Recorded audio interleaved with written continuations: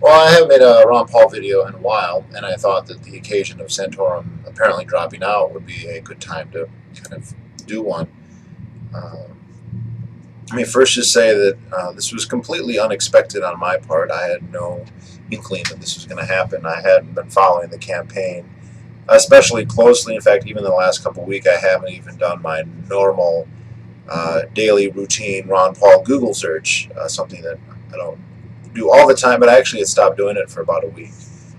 I have to say that I was genuinely losing interest in the campaign, more or less, because it looks like it's going to basically have been a repeat of last time, except Ron Paul will have done better, but he's not going to get the nomination.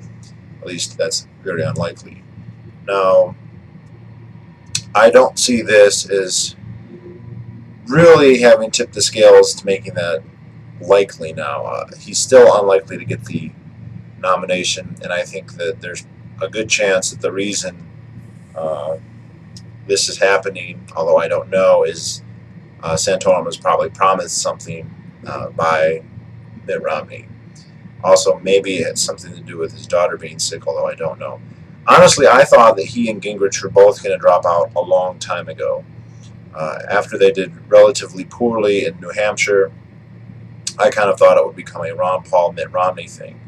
And then we settle into this four-way race that just has kept going and going, and it's been going for so long that I just kind of took it for granted that they would just keep right on going right up to the end, and that offered the possibility of a brokered convention, which I think is be awesome, because not so much because Paul would have a better chance of getting the nomination. Then obviously he would have a better chance, but I think it would still be a small chance. But it would just be interesting. We haven't seen something like that in a long time. But truth be told, Ron Paul does have a ceiling. There's just too many Republicans that can't stand him or can never support him, mostly because they're ignorant and they don't understand what he's talking about. When he talks about things, all they hear is, "I hate America," and "I want everyone to be morally libertine." Basically, everything that he would say would boil down to that. A lot of them. The other thing is, he's clearly, and we all know this, it almost doesn't bear being said, is just the media is totally biased against him. And that's not something that means you can never do anything, but it does mean that you're always handicapped in a very negative way. And that handicap remains. The few articles I have read about him were extremely dismissive of his delegate count. Now, I'm not an expert on the delegate process. In fact, I know very little about it. I didn't even think it existed really before this election, because it's never really been in the news. The Ron Paul supporters seem to claim, or at least hold out the hope, that they'll win the delegate. But we've also seen that there's just blatant hypocrisy and foul play, so to speak, on the part of Republican establishments in the various states, just nullifying or canceling entire votes or entire caucuses just to prevent him from gaining anything, or having the party cancel the caucus in certain parts of the state.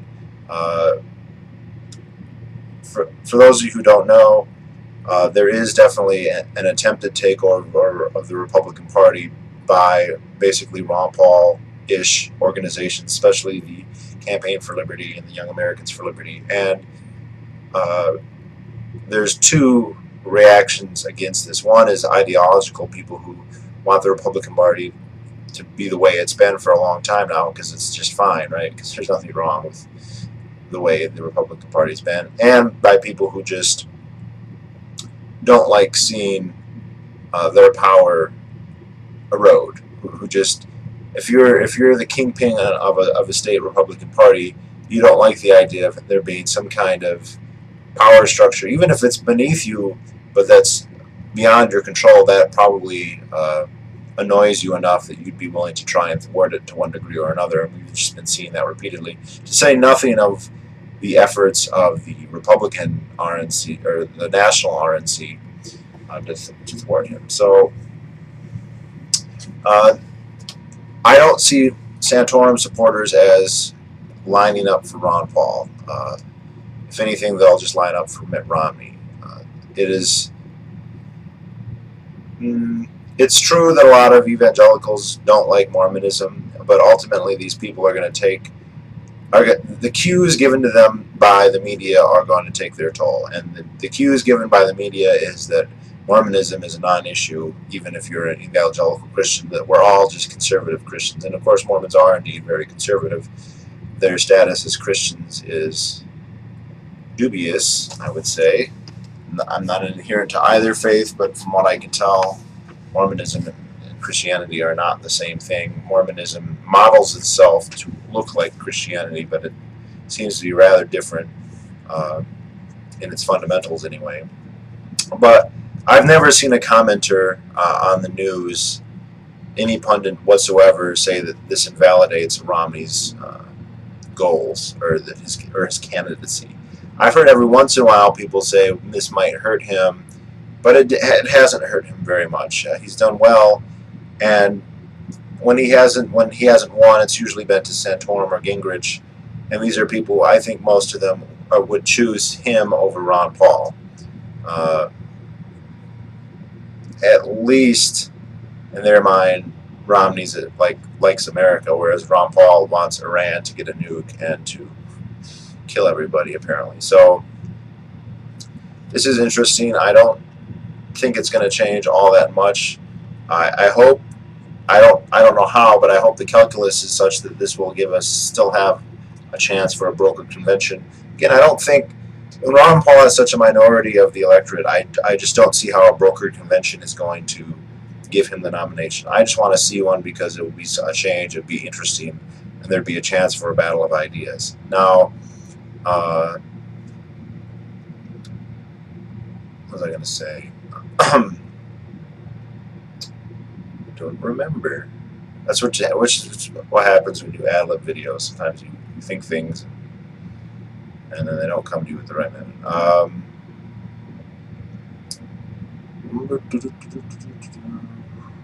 This is embarrassing.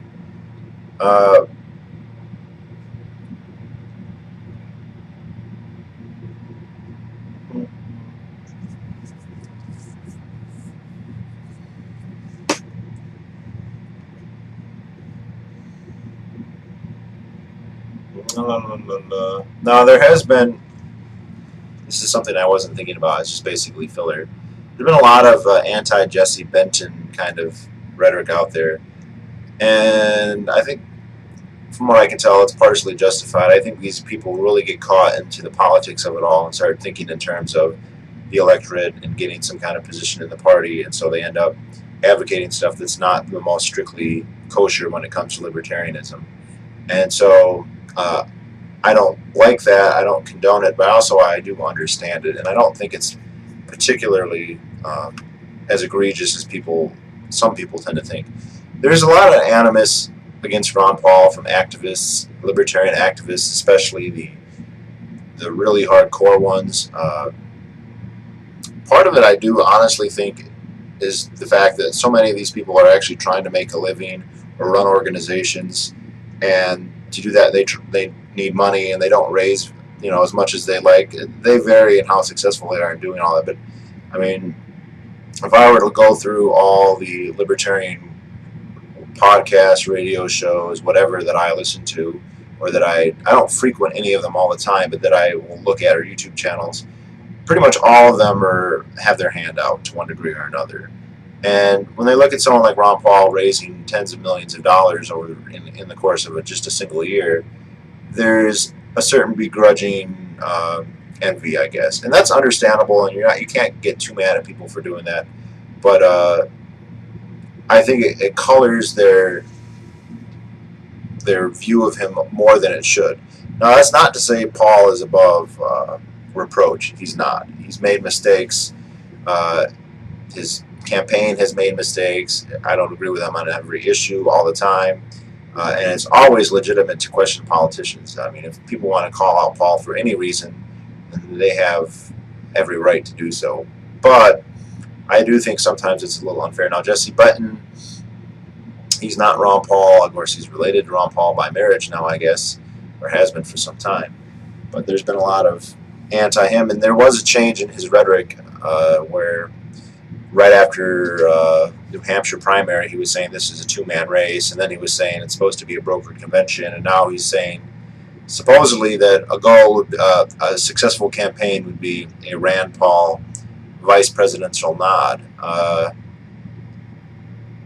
don't see how that's a success. Also, if Romney's the candidate and Rand Paul is the VP, that means Obama's going to win.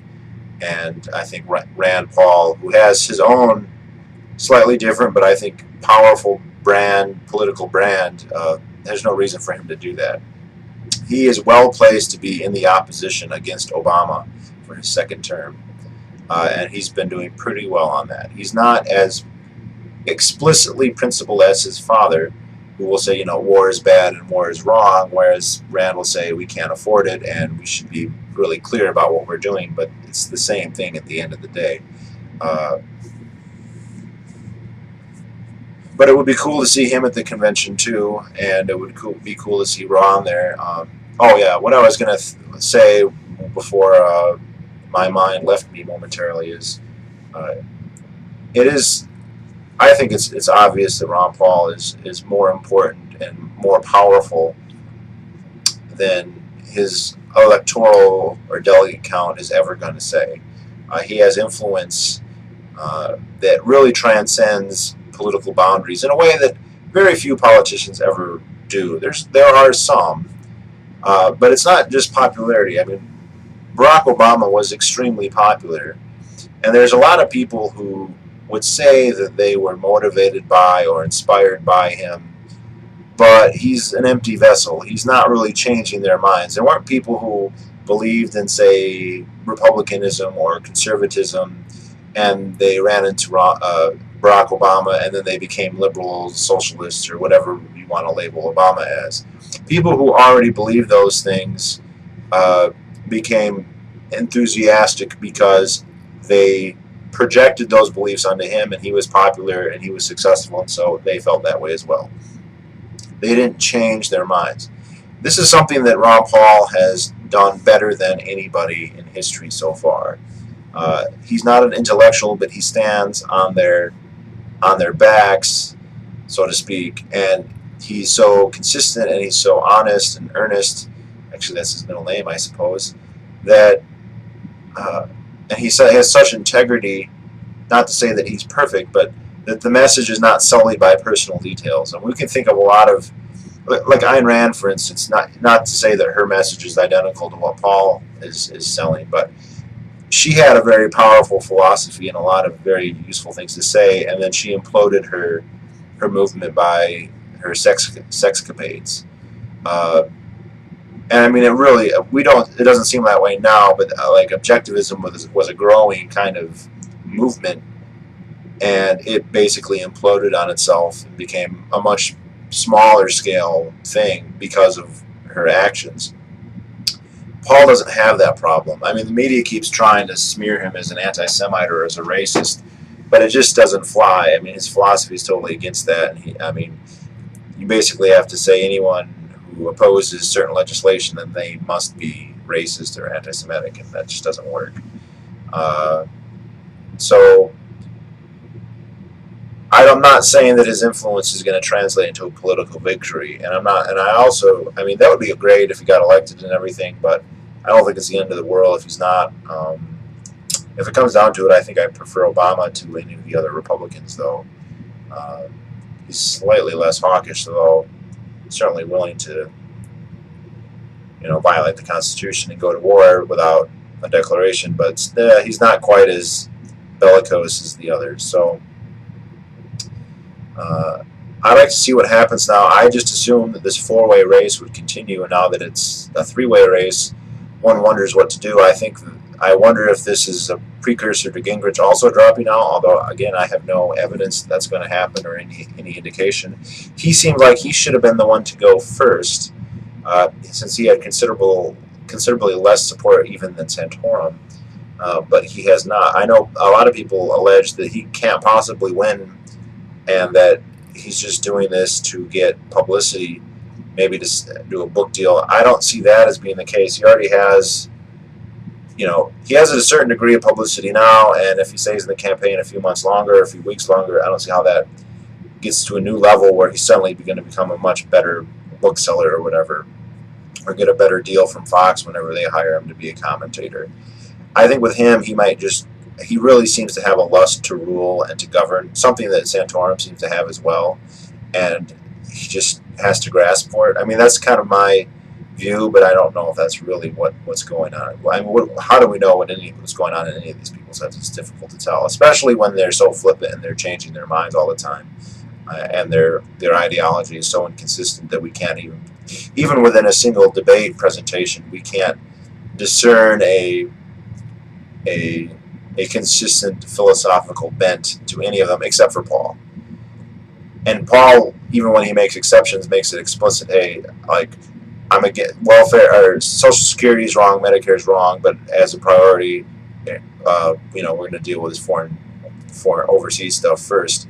Oh, okay, at least we understand that. But it would be interesting to see him go out. And the other thing I had forgotten was that I'd heard reports that the three of them together are vehemently anti-Paul, regardless of what they may or may not say to the media. They've given him some begrudging respect on this or that issue. I mean, Newt Gingrich especially has on several occasions said, hey, Ron Paul is right about this.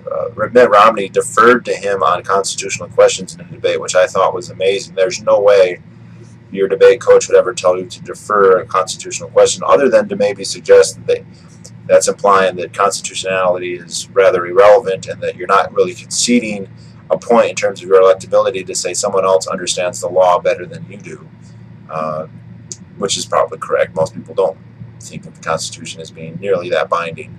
But I've heard that they're all the establishment. He's not, and he's trying to weasel his way in, and I think they're going to just put their foot down and say, no, that's not going to happen. They run the party. They control the party. They don't control the grassroots, but the grassroots is being organized and having their votes counted by the establishment, which means that they have considerably less say than the other was. This doesn't mean they have no say. Voter fraud is one of those topics that we're never going to know how much there's going on and how much is not going on. We basically, when we catch examples of it, then we can say, well, some happened, but we don't know how much happened. It's been my view that it happens a lot more than we know, because obviously it's very unlikely that we would catch every single time that it ever happened. So we can assume that what we do catch is some fraction, but is that most of it, or is it just a tiny fraction? Honestly, I don't know. It's kind of hard to say. When we gauge people, it's I mean, like, my new coworker is so politically ignorant, it's amazing. He's in the military, or was in the military, and yet he's never heard of any of these people. He doesn't know what anybody stands for. He just is completely unaware of the whole thing, and he's hardly unusual in that sense. And so I don't know how some people go around saying, oh, Ron Paul has all this support. Well, most people are basically totally ignorant, let alone knowledgeable enough to embrace an ideology that takes, after all, a little bit of thinking and maybe even a lot of research. So here's to a brokered convention. Not that I think it will give him the nomination. Anywhere you slice it, a minority is a minority, and there are very powerful forces arrayed against him that aren't going to be overcome just because Romney fails to get an absolute majority of the delegates, which he still might get. There's a good chance with Santorum support or with Gingrich support. I mean, if they had both dropped out very early, then I think there would have been a good chance that Paul would have been consistently getting like 30 or 40% every single time, and maybe even won a number of the states. And then there would have been this whole momentum. But we're well past that point now, to where it seems more like, not only is Romney the presumptive nominee, but he's almost the guaranteed nominee. And so there's little chance to garner any more momentum. Most of the states are done now. I think at least half of them. And maybe that was the whole point all along for them not dropping out. Maybe the divided candidacy basically guaranteed that Paul would only be getting in the low double digits, and so even if they dropped out at this point, he's not going to suddenly be getting 40-50%. Or anywhere near what he would need to have a strong showing, a strong enough showing to maybe hope to win the nomination. But anyway, at this point, it is kind of something just to watch. It's interesting to watch just the politics, but also to gauge what effect Paul has had, is having, or will continue to have on the national dialogue and on the hearts and minds of as many people as possible. Still a minority, but we'd be surprised what a minority can accomplish. So, all right, that's it.